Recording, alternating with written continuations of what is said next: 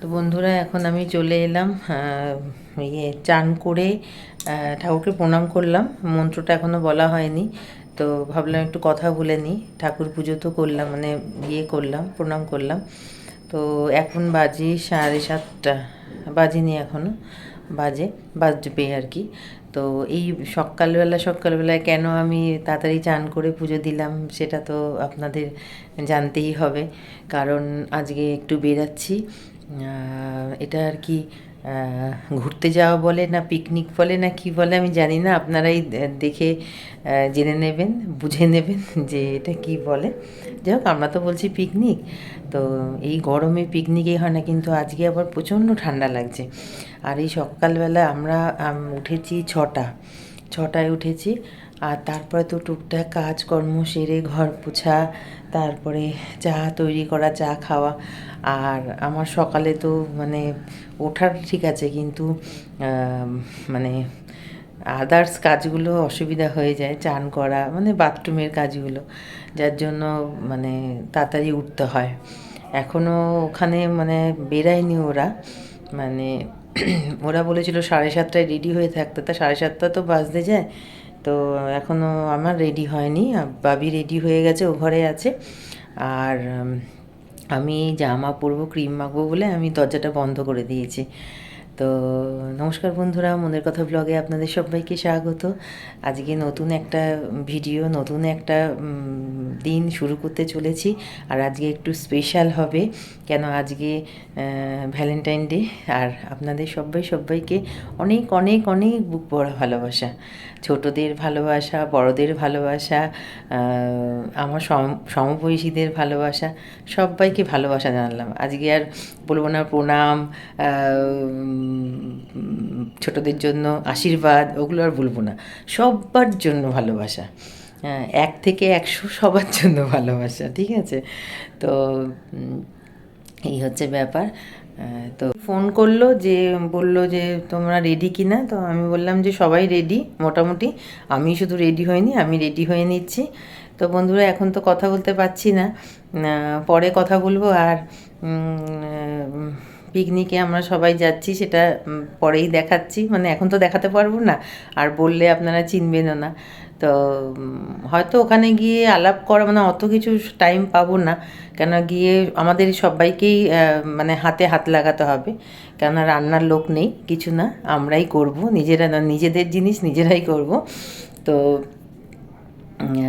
সঙ্গে থাকুন, দেখতে থাকুন। তো বন্ধুরা, আমরা রেডি হয়ে গেছি, এখন বাজে 8টা। কিন্তু ব্যাপারটা হচ্ছে এখনও ফোন আসছে না, আর হাতে এই যে এই চুড়িগুলো পরলাম আর কি, মানে এগুলো পরতাম না, এই যে চুড়িগুলো পরলাম, কেননা যদি ওখানে গিয়ে সময় পাই তো রিলস বানাবো, যার জন্য আমি একটু সাজুগুজু করলাম। আর কানেরটা পরিনি, ছোট্ট কানের পরেছি, ওখানে গিয়ে একটা মানে ঝুমকো নিয়ে যাচ্ছি, ওখানে গিয়ে পরবো। আর চুল তো পুরো একদম ভেজা, একদম ভেজা চুল। যাই হোক, যেতে যেতে শুকিয়ে যাবে। আর এই যে বাবির লুক, লাইট পড়ছে, এই যে বাবিও নর্মাল একটা কুর্তি পরেছে। আর আমি এটা কুর্তি বলবো না গ্রাউন্ড বলবো বুঝতে পারছি না, দাঁড়ান আপনাদের ব্যাক ক্যামেরায় দেখাই। এই যে পিঙ্ক কালারের, সামনে একটু জ্যাকেটের এরকম ডিজাইন করা, মানে জ্যাকেট না, এটা জ্যাকেটের ডিজাইন করা। আর পুরো লং, এটা গ্রাউন্ড বলবো না কুর্তি বলবো বুঝতে পারছি না, আপনারাই দেখে বলুন এটা কি। তো বন্ধুরা, এখন আমি তাহলে মানে বেরাবো বলবো সেটাও বলতে পারছি না, কারণ 8টা তো বেজে গেছে, কিন্তু এখনও ওখান থেকে ফোন আসেনি, তার মানে ওরা এখনও বেরায়নি। ওরা বেরাবে তার 15 মিনিট পর আমরা বেরাবো, কারণ আমাদের যেতে আরও 15 মিনিট লাগবে, মানে আধ ঘন্টা, আর ওরা আধ ঘন্টার মধ্যে চলে আসবে। তো সেই জন্য এখন বুঝতে পারছি না। আর আমায় কেমন লাগছে অবশ্যই কমেন্ট করে বলবেন, কেমন লাগছে। তো এখন তাহলে একটু মানে রেডি হয়েই আছি, জাস্ট এবার তালা ফালা দেবো ঘরে, কেননা ঘরটা তো পুরো ফাঁকা। এবার তালা ফালা দিয়ে দিয়ে রেডি হয়ে থাকবো, তারপরে যখন ফোন করবে আমরা বেরিয়ে যাব। তো গিয়ে অবশ্যই আমি ভিডিও করব, আপনাদের দেখাবো, ঠিক আছে? ব্লগটা কেমন হয়েছে আপনারা পরে দেখে বলবেন। এখন তো আমি কিছু বলতে পারছি না, কারণ এখানে ঘরে থেকে তো কিছু বলতে পারবো না, বাইরে যাই স্পটে যাই তারপরে তো। ঠিক আছে, রাখছি, সঙ্গে থাক। তো এখন আমরা বাস স্ট্যান্ডে এসে দাঁড়িয়ে আছি বিএনআরে, আর ওরা বললো বিএনআর, বললাম বিএনআরে এসে দাঁড়িয়ে আছি, আর ওরা এখন বললো কি মনে হয় কালীপাহাড়ি ক্রস করেছে বা কিছু হবে, তো দেখা যাক কী হয়, কখন আসে। আমরা তো দাঁড়িয়ে আছি রেডি হয়ে, আমরা টোটো করে এলাম বাড়ি থেকে, তারপরে ওরা চলে আসবে, অনেক কাছে চলে এসছে। এই এখন 9:30টার সময় বাস এলো, বাসে উঠে পড়লাম, আর একটু বাসটাকে ঘুরিয়ে দেখাচ্ছি কারা কারা আছে, মানে আর কি ডিটেলসে অত বলতে পারবো না। এই কজন আমরা সব দিদির বাপের বাড়ির লোকজন, মামা মামি, মা, এটা ছোটো মামি, দিদি, তারপরে ছোটো মামির ছেলে, ভাই রিজু, তারপর বাবির বাবা, তারপরে এখানে এই দুজন মামিরই কোন আত্মীয় হয়। আবার এই মন্দিরে চলে আসলাম, যে ওরা সব ইয়ে করেছে, লাইন দিয়েছে, বাবি, দিদুন, তারপরে এই মামিরা, মামা, ইয়ে মেয়ে, আর এই যে মন্দিরে আবার চলে আসলাম। 1 মাস আগে এসছিলাম ডিসেম্বর মাসে বাবি জন্মদিনে পুজো দিতে, আর এই চলে এলাম আবার ওর দিদুনের জন্মদিনের।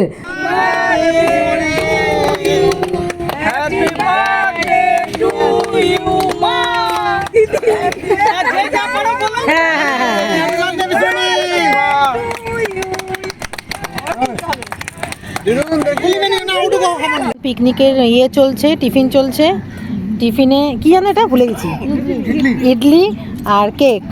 এমনি কেক কাটা হয়ে গেছে, বার্থডে কেক কাটা হয়ে গেছে, এটা ঘরে বানানো কেক। কে বানিয়েছে এটা? ছোটো মামি বানিয়েছে, ওই যে ছোটো মামি, ওই যে, আর এটা মেজো মামি। আর তিতলি, বাবি, বাবির বাবা, বাবির জেম্মা, বাবির বাবু, আর ওটা মেজো মামা, আর সব দাঁড়িয়ে আছে আমরা কয়েকজন। আর এইখানে রান্না হচ্ছে, মানে স্টার্ট হলো সবে। এটা কিসের আলু কেটেছো? পোস্ত আর মটন। আলু পোস্তর আলু আর মটন। আর ওখানে কি বসেছে? ওখানে ডাল, মুসুর ডাল। ওখানে মুসুর ডাল সেদ্ধ হচ্ছে না?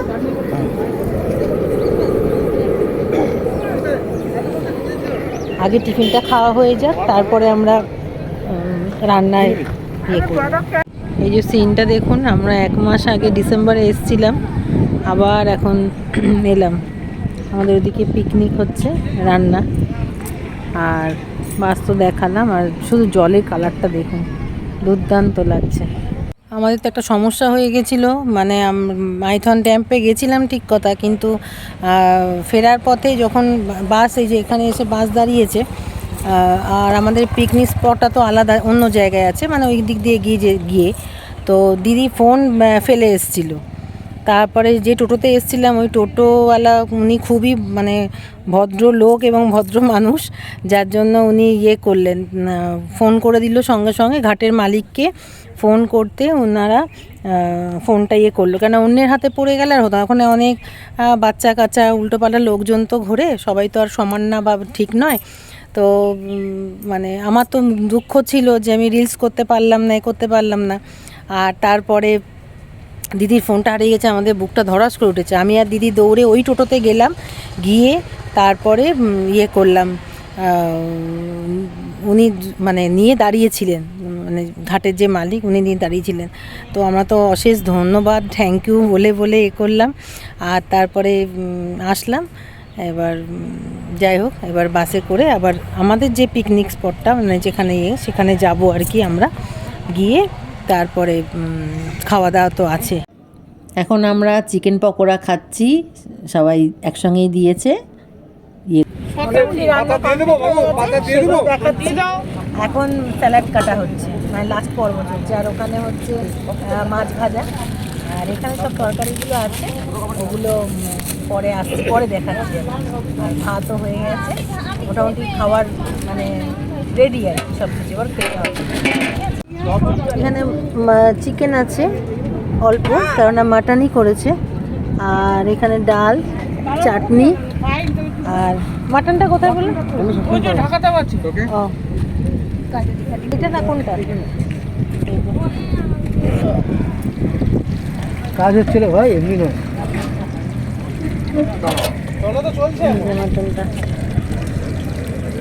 আর ওখানে মাছ ভাজা হচ্ছে। চলো মানে তুমি, হ্যাঁ বের করছে গেল কি বের না কি করছো করে বের করছে। কথাই বলছি, পরিষ্কার হাত লাগানো। শক্তিগড়ের ল্যাংচা, ডাল, আলু পোস্ত, স্যালাড, লেবু, নুন। এখন এক পিস চিকেন, নাহলে আবার মটন দেবে না, তাই দুটো এক পিস দিয়েছি। ঠ্যাং, ওর পাখির ঠ্যাং আমি দেখাচ্ছি, দেখানোর জন্য আমি ইয়ে করলাম, ঠিক আছে। এখন 5টা বাজে বিকেল, আর আমাদের বাস ছাড়লো পিকনিক স্পট থেকে।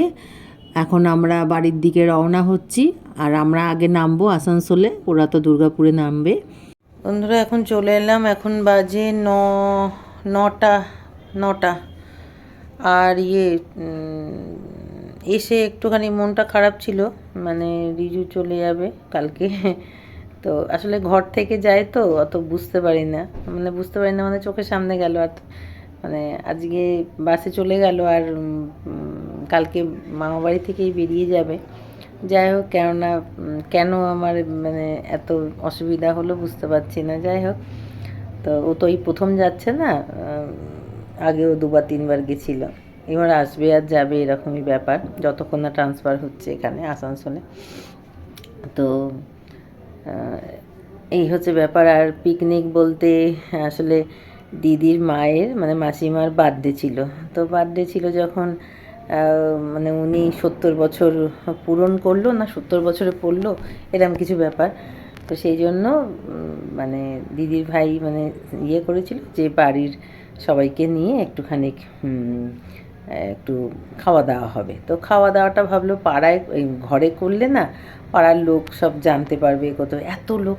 তাই দিদির পুরো মামাবাড়ি, মানে পুরো মামাবাড়ি মানে বড় মামা আসেনি, মেজো মামার পুরো পরিবার, ছোটো মামার পুরো পরিবার, তারপরে আরও একজন ভাইয়ের বউ, এরকম সব এসছিলেন আর কি।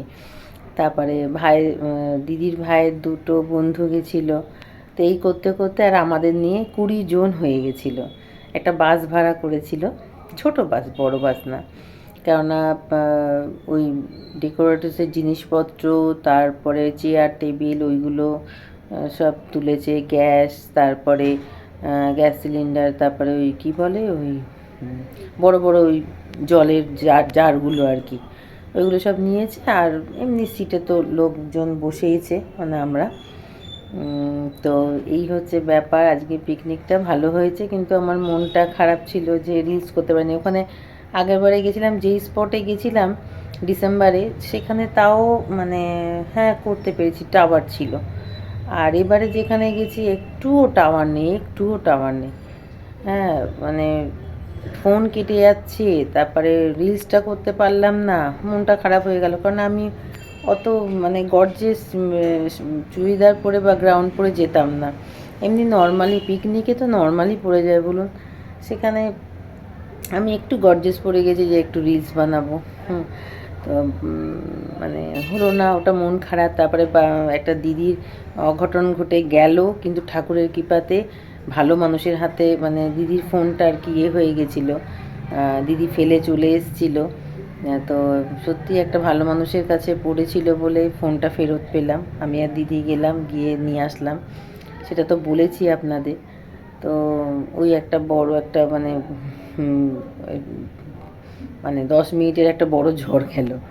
তো যাই হোক, আর তারপরে খাওয়া হয়েছে তখন 3:30 বাজে মনে হয়, 3টে 3:30 হবে।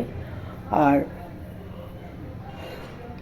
রান্নার কোনো লোক যায়নি, মানে কোনো ঠাকুর বা কিছু যায়নি, রান্নার ঠাকুর বা কিছু, মানে ভাইয়ের সব বন্ধুরাই করেছে রান্না, ভাই নিজেও করেছে।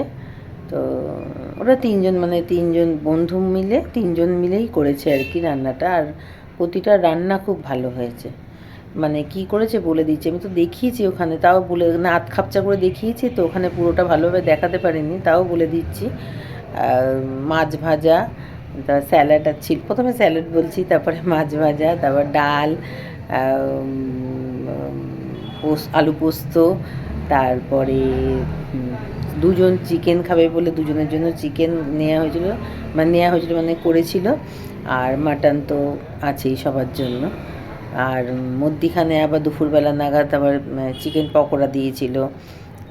তো এই হচ্ছে ব্যাপার। খাবার ঠিকঠাক ছিল, মানে টিফিন থেকে ইয়ে পর্যন্ত, শুধু বিকালের চাটা খাওয়া হয়নি, কেননা 4টে সাড়ে 4টের সময় সব খেয়ে দিয়ে উঠে গোছানো ওগুলো সব ওরা করে দিয়ে, বলে আমাদের কিছুতে হাত দিতে দেয়নি, একটা কিছুতে হাত দেয়, শুধু আমি ওই স্যালাডটা কেটে দিয়েছি, আর কাউকে কিচ্ছুতে হাত দিতে দেয়নি, মানে ওই ছেলেরাই সব করেছে সব। মানে আজকে আমাদের রেস্ট ছিল, তাই রেস্ট ছিল হলে কি হবে, সেই ভোরবেলা থেকে উঠে এইসব মানে তোড় জোর করে বেরানো এখন। হ্যাঁ, তবে দাদা আসেনি, দাদা ওই বাসেই চলে গেছে, আমরা 3জন নেমে গেলাম। দাদা একেবারে কালকে রিজু চলে যাবে, তো কাল পরশু নাগাদ আসবে। তো এই হচ্ছে ব্যাপার, মানে দিদিকে নিয়ে আসবে। তো আর আজকে এখন রাত্রিবেলা বাবি বলছে মা পেটটা মানে ভার ভার লাগছে।